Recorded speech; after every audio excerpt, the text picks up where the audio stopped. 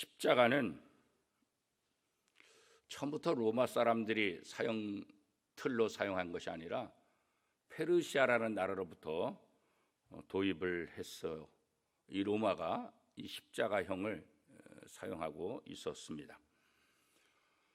그래서 페르시아에서 사용하던 이 죄수를 죽이는 용도, 이것을 로마가 받아들이고 로마가 이 십자가형에는 가장 악한 죄수들, 특별히 이것은 자국인에게 사용되는 그런 도구가 아니라 자국인은 제외하고 외국인 중에서도 아주 악한 사람들을 처형하는 그런 도구로 사용한 것이 바로 십자가였습니다.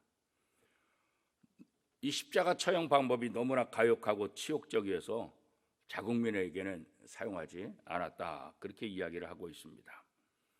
그런데 예수님께서 바로 이 십자가에 대속하기 위해서 예루살렘에 입성하게 되고 또 그 길을 묵묵히 걸어가셨다. 그 십자가를 지시기까지 수많은 조롱, 핍박, 또 극한 고통, 이것을 당하셨다라고 성경은 기록하고 있고 우리는 너무나 잘 알고 있습니다. 십자가에 못 박힌 죄수는 이 고통을 참을 수가 없어서 대부분 비명을 지르고 욕설을 한다고 합니다. 그런데 예수님은 비명을 지르고 욕설을 하는 것이 아니라 오늘 본문 말씀에 보니까 엘리 엘리 라마 사박다니라고 외치셨습니다. 이 말은 나의 하나님 나의 하나님 어찌하여 나를 버리셨나이까, 이 말입니다.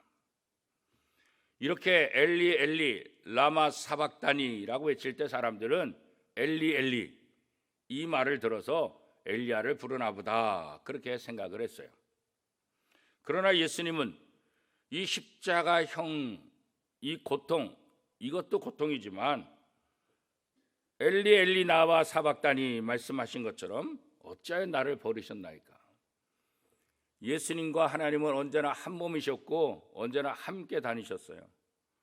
그러나 이 십자가 고통을 통해서 예수님과 하나님이 분리되는 그런 아픔, 이 고통이 가장 커다란 고통이다. 완벽한 연합이 이 십자가에서 깨어지고 하나님과 예수 그리스도가 분리가 되는 이런 고통, 이것이 육체의 고통보다도 훨씬 더 아팠을 것이다, 이렇게 이제 신학자들은 정리를 하고 있습니다. 몸에 찌르는 못자국, 몸 깊숙이 찔려오는 창자국, 이것보다도 하나님과의 분리가 훨씬 더 고통스러울 것이다. 이 말은 결국 오늘 우리에게 있어서 하나님과 분리된 아담이 얼마나 고통스러웠는가, 하나님과 분리된 그런 삶을 살아가는 죄인들이 얼마나 고통스러운 삶을 사는 것인가를 우리에게 다시 한번 보여주고 있는 것입니다. 그래서 절대로 하나님의 백성은 하나님의 말씀을 떠나지 말고 하나님을 떠나지 말아야 된다. 혹시 물고기가 물을 떠난다 할지라도 하나님의 백성들은 하나님을 떠나서는 안 된다. 그런 이야기를 우리 신앙의 선배들이 많이 하고 있는 것을 어렸을 때부터 들었어요. 왜 그럴까?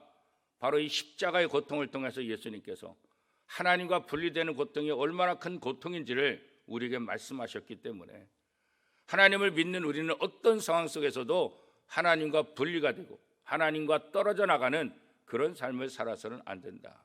그것이 얼마나 큰 고통인지를 예수님께서 몸소 우리에게 보여주신 것이죠. 그럼에도 불구하고 예수님은 그 모든 고통들을 다 참으셨습니다. 왜 그렇습니까?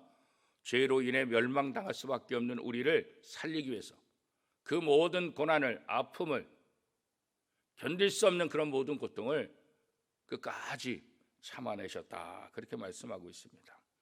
그리고 예수님은 크게 소리 지르시고 숨을 거두셨다고 성경은 기록하고 있습니다. 예수님께서 숨을 거두는 순간 지금까지 경험하지 못했던 놀라운 사건이 이 골고다 언덕에서 일어나게 됩니다. 성소 휘장이 위로부터 아래까지 완전히 둘로 찢어졌다는 거예요. 이 성소 휘장은 지성소를 가리는 거예요. 지성소에는 아무도 들어갈 수가 없어요. 1년에 한 번 대제사장만 이스라엘 백성들의 죄를 대신해서 지성소에 들어가서 하나님 앞에 용서를 구하는 이 지성소. 그런데 예수님께서 십자가에 못 박히는 순간 이 지성소의 휘장이 완전히 다 찢어졌다. 지성소 안이 보여졌다. 지성소와 다른 곳에 분리가 됐던 것이 어떻게 다 거둬졌다. 십자가를 통해서 하나님과 예수 그리스도의 분리되는 그 고통을 통해서, 지성소를 통해서 하나님과 이스라엘 백성들을 분리했던 그 휘장이 찢어짐을 통해서 이제는 누구든지 그 하나님 앞에 담대히 나갈 수 있게 됩니다. 이게 바로 십자가 사건이에요. 지성소의 휘장을 찢어서 하나님과 가로막혔던 모든 것들이 이제는 예수 그리스도의 십자가를 통해서 가로막힌 것들이 다 해결되고, 이제는 예수 그리스도를 통해 누구든지 하나님 앞에 나아갈 수 있는 길을 열어놓으신 사건, 이게 바로 십자가 사건이라는 거야. 이제는 어떤 말로 설명할 필요도 없이 이제 예수 그리스도를 통해 누구든지 하나님 앞에 나올 수 있게 된다는 것. 이제는 활짝 열린 지성소로 그리스도인이라고 한다면 누구든지 언제든지 하나님 앞에 달려나갈 수 있는 길이 열렸다는 것. 그렇죠? 이게 십자가 사건에서 가장 놀라운 사건 중에 하나입니다. 그런데 예수를 믿지 않는 다른 사람들에게는 이 사건을 통해서 또 다른 경험들을 하게 됩니다. 오늘 성경에 보니까 어떻게 성경은 얘기를 하고 있습니까? 바위가 다 터졌다, 그렇게 말씀하고 있지 않습니까? 지진이 일어나고, 그죠? 지진이라고, 바위가 터지고, 상상할 수 없는 그런 일들이 다 일어났다고 성경은 이야기를 하고 있습니다. 그런데 이 사건을 통해서 거기 있던 많은 사람들이, 예수님 믿지 않는 사람들이 어떤 고백을 합니까? 이 사건을 보면서 백부장들, 군병들, 거기 있는 사람들이 이는 진실로 하나님의 아들이었도다, 이렇게 고백하고 있어요. 54절 말씀에 보니까 백부장과 및 함께 예수를 지키던 자들이 지진과 그 일어난 일들을 보고 심히 두려워하여 이르되 이는 진실로 하나님의 아들이었도다 하더라. 그러니까 누가 가르쳐 준 것이 아니라 이 놀라운 사건을 경험하면서 무의식적으로 야, 이분이 하나님의 아들이었구나. 누가 주입해서 얘기한 게 아니에요. 그동안 얼마나 예수님의 복음을 전하고 이분이 하나님의 아들이라고 얘기했어요. 그래도 믿지 않았던 이들, 이 놀라운 기적을 경험하면서 본성적으로, 본능적으로 이분이 하나님의 아들이구나 라고 고백하는 거예요. 성소의 휘장이 찢어지는 이 사건, 지진이 나고 바위가 터지는 이런 사건, 그래서 결국은 사람들로 하여금 예수 그리스도가 하나님의 아들이라고 자연스럽게 고백하는 그 모습, 그게 바로 십자가 아래서 이루어진 것 아니겠어요? 십자가 위에서는 예수님께서 우리를 위해서 고난당하시고 숨을 거두시고, 십자가 밑에서는 지진과 바위가 터지는 이것을 통해서 이분이야말로 진실로 하나님의 아들입니다.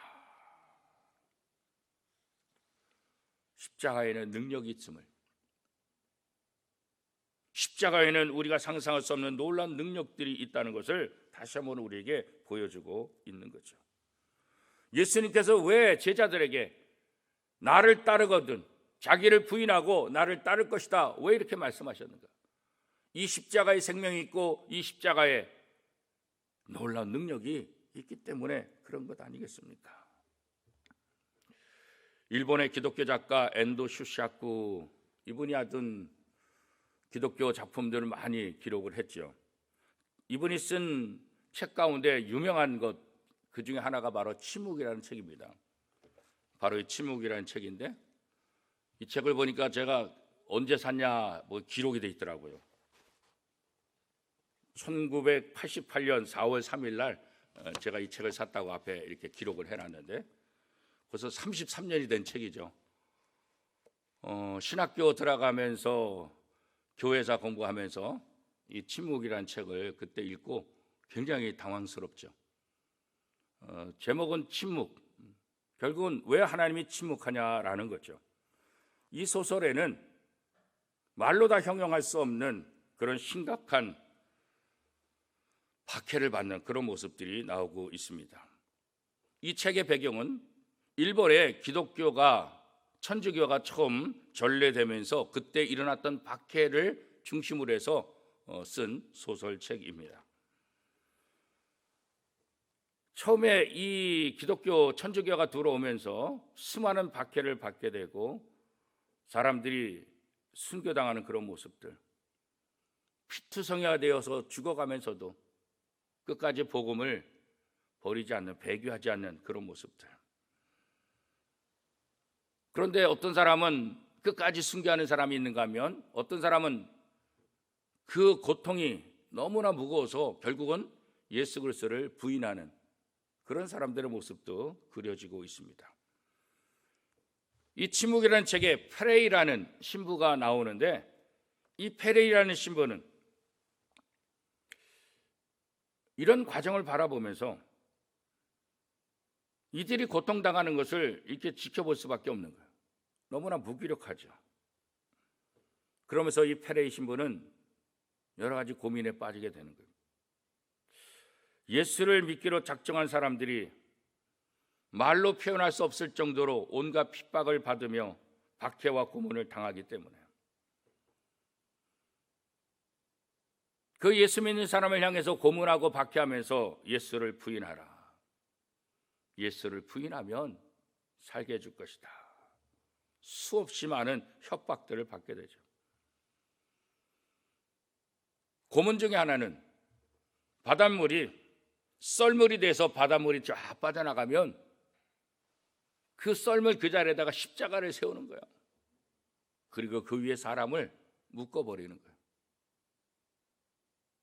밀물이 되면 물이 차 들어와가지고 그대로 수장돼 죽는 거예요. 얼마나 고통스럽겠어요.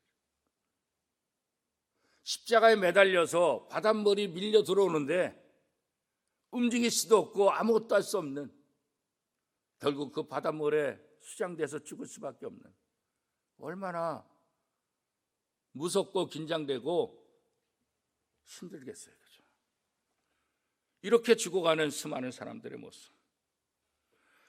예수를 모른다고 예수를 부인하면 살 수 있는데 죽어가는 그들의 모습을 바라보는 거야. 이들에게 믿음을 심어줬던 포르투갈 신부가 답답한 마음으로 하나님 앞에 간절히 기도합니다. 능력을 나타내 주옵소서. 저들을 구원하옵소서. 이 포르투갈 신부가 아무리 하나님 앞에 기도해도 아무런 능력들이 나타나지 않는 거예요. 이 신부는 피땀 흘리며 더욱더 하나님 앞에 안타깝게 부르짖습니다. 하나님, 왜 침묵하고 계십니까? 이들이 예수님을 위해서 이렇게 고난당하고 핍박당하는데 왜 이들을 구하지 않고, 왜 이들을 살리지 않고 저들이 죽어가도록 하나님 왜 침묵하고 계십니까? 그렇게 피땀 흘리며 간절히 기도하는데 그의 귀 속에 하늘의 음성이 들리는 거예요. 아주 뚜렷하게. 나는 침묵하고 있는 것이 아니다. 나는 그들과 고통을 함께 당하고 있다. 나는 침묵하는 것이 아니라 그들이 고통당할 때 나도 함께 고통당하고 있다. 오늘 우리도 그렇잖아요. 하나님, 내가 이렇게 힘들어 죽겠는데 하나님 어디 계십니까? 하나님 왜 나를 돌보지 않고, 왜 나를 여기서 건지지 않고 나를 왜 이 고통 속에 빠지게 합니까? 우리가 그렇게 얘기할 때 참 많이 있잖아요. 근데 페레이 신부에게 들리는 뚜렷한 음성, 나는 침묵하지 않는다. 너희들이 고통당할 때 내가 그 고통을 함께 당하고 있다. 그래요. 예수님께서 십자가에 못 박히실 때 예수님이 하나님이 침묵하시는 게 아니에요. 하나님이 내버려 두는 것이 아니라 그 십자가의 고통을 함께 당하시는 거예요. 우리의 죄 때문에. 예수님께서 자기 십자가를 지고 따르라. 이 십자가를 진다는 것은 사실 고통을 의미하잖아요. 그래서 누구든지 십자가를 지지 않으려고 해요. 십자가를 지더라도 작은 십자가, 가벼운 십자가, 쉬운 십자가를 지기를 원하잖아요. 우리는 이 땅에서 왜 십자가를 져야 되는가? 영상을 통해서 한번 우리의 마음을 되돌아봤으면 좋겠어요.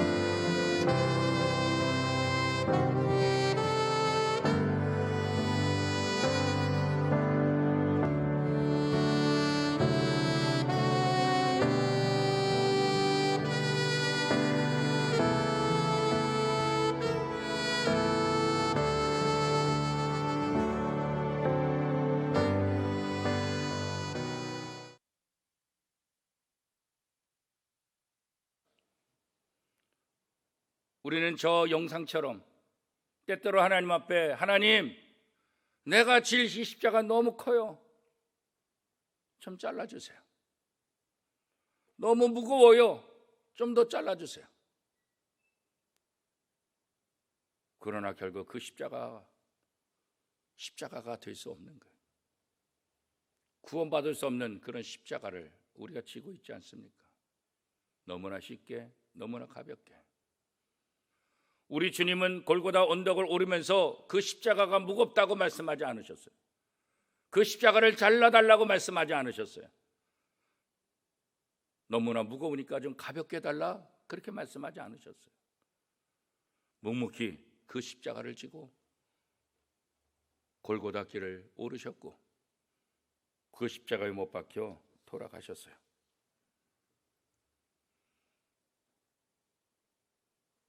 자신의 육체를 찢어 하나님과 분리되는 그런 아픔을 몸소 다 겪으셨어요. 왜? 우리를 지성소로, 하나님 앞으로 인도하기 위해서요. 예수님은 가짜로 죽은 것이 아니라, 기절한 것이 아니라 완전한 죽음을 통해서 우리를 완전히 구원시키기 원하셨던 거예요.